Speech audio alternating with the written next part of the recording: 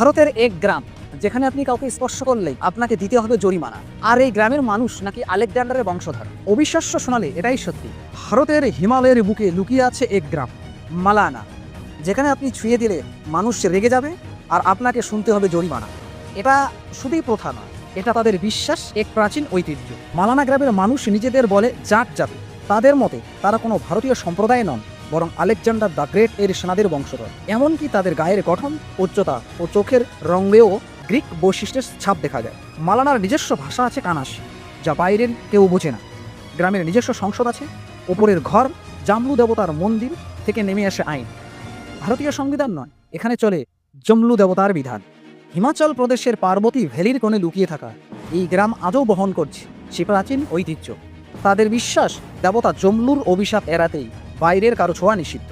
তারা বাইরের জগৎ থেকে নিজেদের আলাদা রেখেছে শুধু সংস্কৃতি বাঁচানোর জন্য নয়, বরং তাদের বিশ্বাস অনুযায়ী জমলু দেবতার রাগে পুরনো গ্রাম ধ্বংস হয়ে যেতে পারে।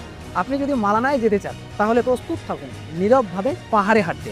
গ্রামের মানুষদের স্পর্শ করবেন না, তাদের ছবি তুলবেন না, আর তাদের অনুমতি ছাড়া কিছুই করবেন না। কারণ এই গ্রাম শুধু একটি জায়গা নয়, এটি তাদের বিশ্বাস। মালানা এক গ্রাম যেখানে সময় থেমে গেছে, কিন্তু ঐতিহ্য আজও জীবিত।